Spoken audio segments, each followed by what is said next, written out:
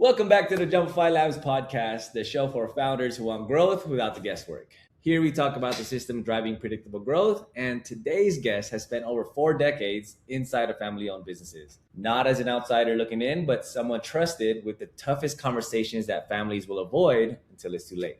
Charlie Leichtweis helps family businesses build something that lasts beyond the founder, beyond the headlines, and beyond a single generation. Charlie, welcome to the show. Thank you so much. Great to be with you. The pleasure's all mine. All right, Charlie. So you've spent over 40 years working with family-owned businesses. How did you end up landing in this niche? Well, actually, it was not necessarily by design.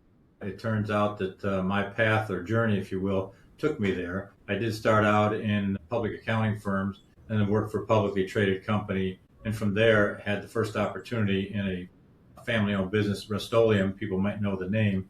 It was owned by the Ferguson family.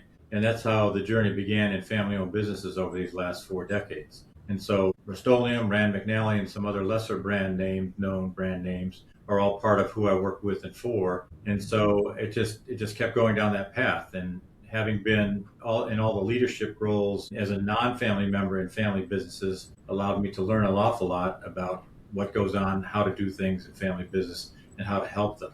So when I think about all the mistakes I've made and successes I've had, I have quite a bit of knowledge to be able to share with others. And you've held roles across CEO, COO, CFO. Right. What's different about working in a family dynamic versus a more corporate dynamic? That's a great question. The objective and the needs are the same in terms of the business. The biggest difference is the culture. And the culture in a family-owned enterprise is very different because of the family. So in a publicly held company, as you can imagine, you have a bad day, you get to go home and you get to go completely away from it. In a family-owned business, it's a bad day. You go home and sit at the dinner table with the people you had a bad day with, so to speak. And there's no accounting for all the journeys they've been on together, even since youngsters as into adulthood. So when somebody says, Susie pulled my hair when I was 12 and I still hate her. I mean, those kinds of things, the family dynamics to go on with that are what you need to contend with appropriately in that process. And what element about building a business would a family team underestimate until it's too late? Well, the biggest thing is, so first of all, some statistics. Less than 3% of all family businesses make it to generation 4. And so the reason for that, the biggest mistake they make is because there's disagreement on decision-making processes. And those decision-making processes usually are around purpose, which is why are we in business, direction, which is the strategy and risk we're willing to take, and legacy, which is what do we want to do, if anything, for future generations. So those decision processes are the part they don't really think through, and because they're busy, they're doing their business, their head is down, they're working hard, and they're being successful, but they don't think about the relationship aspect of those decision processes, and therefore what is called their governance structures, and how to sustain that going forward, which includes things like succession planning, leadership development, and all those other elements that people have heard about, and they may think they know something about it, which is fine, but they don't connect the dots on all those things. And I think connecting the dots is the biggest issue, whether it's because they don't have time, because they don't make time, or they don't know how, and that's primarily what our firm does, is help them see that and have bring that out for them. And you did mention legacy, which leads me to ask about your upcoming book, The Power of Legacy. What's led you to actually write that book? Well, it's true. And to me, it's important because, as you mentioned, 40 plus years experience with, for, and by family businesses. And in that time, I've come up with what I interpret to be 6 critical elements to establish and sustain legacy. And I've mentioned some of them already. So strategic planning is part of it, leadership development, succession planning, understanding family and business governance structures, and there's one for each of them, and something I call generational engagement.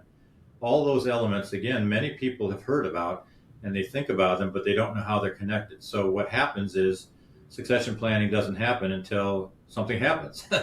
And that's when it can be too late.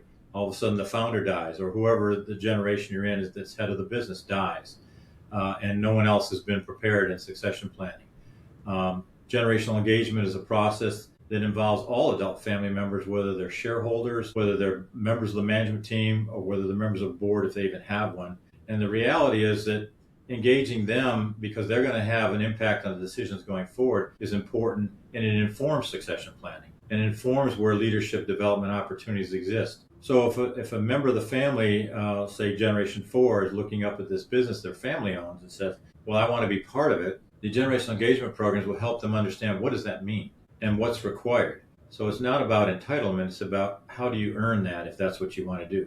Because you may find out on the path of earning, it may not be something you want to do, and that's okay also. But when those things are force fit, somebody who doesn't understand what it takes wants it anyway and gets in it and finds out they don't like it, then that's a disaster. Right. Yeah. Of course. You're just entrusted with a business and you have no experience or knowledge on how to run it. Yeah. Of course, it's inevitable for it to fail. Can you share a story where a lack of planning nearly destroyed a multi-generational business? I mean, I'm sure there's plenty out there, but what's an example of something that people might want to avoid? Well, might want to avoid people not understanding the values that are the foundation for the business. So there's certain values that are typically family values that are part of how you build the foundation for that business. So when people stray from those, that's when they get into trouble. One example, and maybe an extreme example, was a client in Chicago, 70-year-old business started by immigrants many years ago, a very successful business. And by the time I got to Generation 4, the folks in G4 believed that the business's cash flow was there to provide them with an opportunity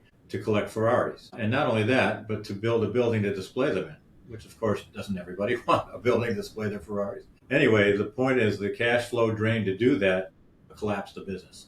And as a result, they went out of business after 77 years in business. Unfortunately, we're working with G5 who are trying to reestablish that business and go back to the values. So the values of that business weren't how much did I gather for myself. It's what do I do for the benefits of all generations of the family and think about the future as well. So that's just one example there. Other examples were it's not so much that it went wrong per se as opposed to there was not a communication. Another family business in Chicago, 100-year-old family business being run by three brothers and their uncle, so G2 and G3 folks. And the uncle was older, he was married, but he didn't have any kids. He was also the major shareholder. Well, as it turned out, the uncle became ill, and when he was thinking about his future at that point, he pounded his fist on the table and said, I want you to buy out my shares of the business. Well, the cash drain that would do that would close the business, and that was not the legacy that the other folks in the family had planned for the business. So if they, through generational engagement, had those conversations about what is your perspective, what is your intention, what are you looking for, and what are you going through kind of things, they would have found that out much earlier, and they could have built in a buyback plan. Instead of all the distributions going to individuals, they could have said a portion of cash flow goes into a buyback plan to provide for an opportunity when somebody needs to or wants to get out.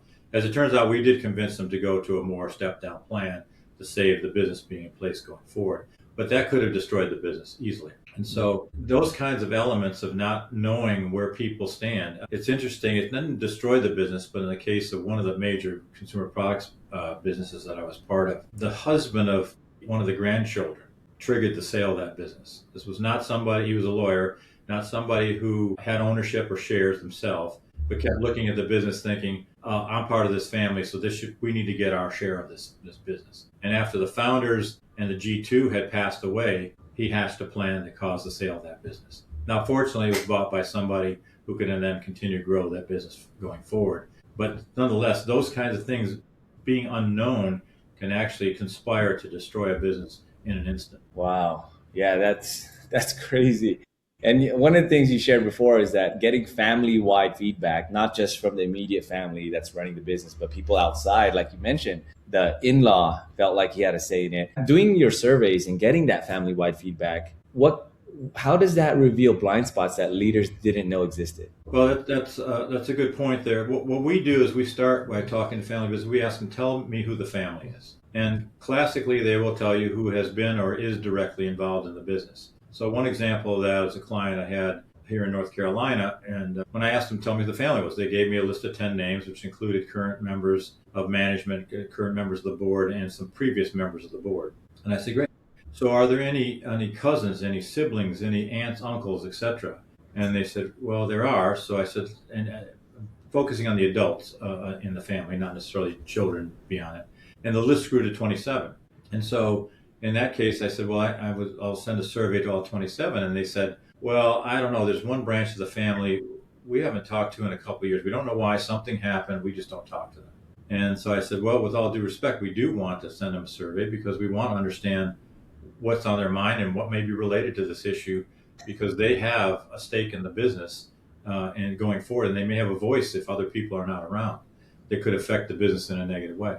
So we needed to find that out. So we sent out surveys, and while almost everybody replied, the only branch of the family that replied 100% was that branch they said we'll send the survey to. And what we found out was that some of the answers in there, we've never been asked this question, and we want to know more. We don't know the answer, but we want to know more. So understanding the blind spot of what other people want to know and how they want to participate.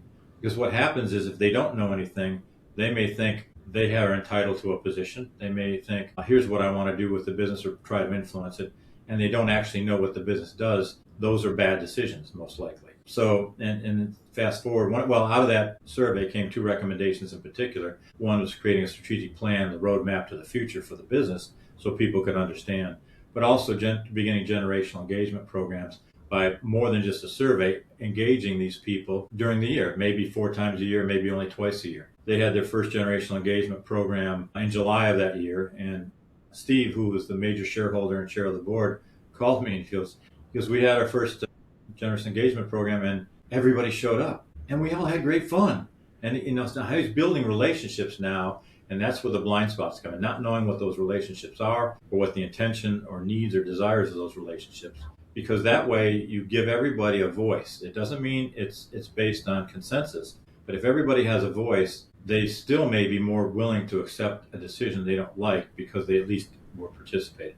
They can't say, I didn't know, or they don't like me, or they're doing something against me, because everybody was there and they worked through those issues of what the business is about and what's next and what's needed. One of the blind spots is the age-old question, which comes first, the family or the business? And the answer is always the business, because the business provides for the family, and if there's no business, there's no provision. And the reason that's difficult is because the family side of the relationship is very emotional and can be. So managing those emotions, meaning understanding what does the business need to be successful, and therefore, if you want to be part of it, what do you need to know and develop to be successful? And that's how those difficult conversations can be made more objective and eliminate the blind spots and the negativity, or mitigate it, I should say, because there's always going to be some emotion relative to going forward. It's amazing how much information you can actually get when you just open the floor for actual communication. Lack of communication is a cause for a lot of personal and business problems. Seems like a no-brainer, but it's in practice, it probably rarely happens. It's hard to find the time, and it's also hard for different people to learn how to do that. So in my case, I'm an analytical person. And this may not be directly with family business, but just in general. As an analytical person, you come to me about a problem or there's a problem there. In my mind, I'm down the road. I know where we're going. I know what the response is. I know what the solution is. And you're looking at me like, dude, you're not listening. And I'm not, even though I think I am. And I'm not showing enough respect to be able to go through that process and help them at the end. So they're going to shut down at some point in time. And at some other point in time, they're not going to bring anything to you, or at least nothing significant. So learning how to listen, and a friend of mine, and this is a story in one of the books I wrote, The Power of Respect in Business, he's had to be the best person I've ever met being able to relate to people. And John could go into a room of 30 people he knew he vehemently disagreed with and come out an hour later and they're all asking, when's John coming back? What a great guy. And we want to talk to him some more. And so I said to John one time, I said, how do you do that? I said, you're a smart guy, but I'm a smart guy. How come I can't do that? And he said, I'll give you 2 words: listen longer. And if you do that, you may find that ultimately, by the time they get where they're going, they may be different than what you thought, and you're more geared to be able to help them. You've also demonstrated respect to them, which is helpful in your relationship to lead them. And then I married that with another concept later down the road. So if you're right now, you'll be right later, so you can afford to wait. And the reason that's important is because it gets back to all these problematic issues in any business of leadership. And leadership requires respect. So to me, and I say this to people often, respect builds trust, trust builds relationships, and relationships are the key to leadership. And that's what's missing, because we're always so busy and we have our head down and we're trying to get the results. The other thing I say to people is my definition of leadership is an equal emphasis on results and relationships. And it's 100% and 100%. And so it's important to keep that in mind. How do you develop those in order to be able to have difficult conversations with people and understand that they feel like they've been heard, even if they don't like the solution, and go forward and be able to have the better chance of being successful? Charlie, what are some challenges that family businesses are facing today that maybe didn't exist 20 years ago? That didn't exist 20 years ago? I think they probably existed ever since 20, 30, 40, 100 years ago. And that is the issue of forming the relationships and recognizing those relationships and investing time in building those relationships. And it does start from making sure you talk with somebody enough to begin to understand what makes them tick and where they're coming from. And you let them have their say, even if the solution comes later that they don't agree with. So it's very important. The way I put it, when I've run businesses, including businesses that had UAW union shops in them, I said, everybody here has a right to ask a question. Everybody in here has a right to get an answer. You may not always like the answer, but that's how we're going to communicate. So I think typically, and not only in family business, but just in general, in human relationships and regular business, communication is always a sticking point. And so you have to have an open way to let people talk and let them understand that you made a decision and why you made it, whether they agree with it or not. And I don't think it wasn't missing years ago. It always existed. I think in today's world, with everything coming at everybody so much faster, and everybody with all kinds of information and trying to grab a share of a marketplace, we're going a little too fast on the relationship side, and it prevents us from getting there. So I think the speed of information is probably the biggest difference from 20 years ago and 30 and 50 years ago. But the underlying human nature of communication and respectful listening is just a challenge for us all the time. I have to continually think to myself, listen longer. The good news is 2 words so I can remember it. But I think that allows me to be better. And it's not about being perfect. If you can be 2%, 5% better, I just think how much better things will be. Yeah, very true. Okay, well, Charlie, who is the ideal family business owner? What stage are they at in their business? Who is that person? What stage are they at when they should reach out to you? Well, it can be any stage. Again, as I mentioned, many family businesses don't make it to G4.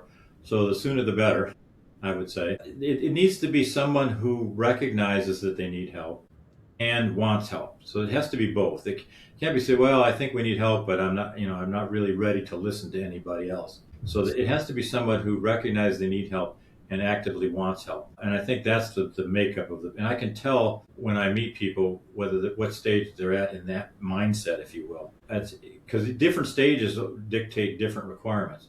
If there's a sole owner who is the founder, well, the decision-making process is simple. It's my way or the highway, meaning them, because it's one person making the decision. When it gets to be more complicated is as you add generations or even geographic complexity to the business, it's harder to make sure the communication and oversight roles are properly executed. So I think before it gets too complicated is the best time, but even once it gets complicated, helping sort through that and put in place the right governance structures, and what I mean by governance is decision-making structures to facilitate that business being successful. So I think it can be any stage, but again, it has to be after you've said to yourself, I want change and I'm willing to accept it and I need change. And that's not for everybody, and that's okay. But that's how I think it works best. And Charlie, where would they go to reach out to you? They can reach out to me on my website at expertsinhow.com, and they can go to YouTube to find me in terms of some of my thought processes and products. They can go to LinkedIn, both the business page of Experts in How as well as my personal page, Charlie Leichtweis. Our blogs are posted there. The contents of what we do and how, people's comments on how we've helped them are there, etc. So I think those are the best places. Charlie, thank you so much for sharing your wisdom. If you're listening to this and you'd like more stories like this from other business owners, other experts, other people driving and pushing the envelope for growth, be sure to tune in to JumpifyLabs Podcast for more. My name is Jay. Thanks so much. Talk again soon. Thank you.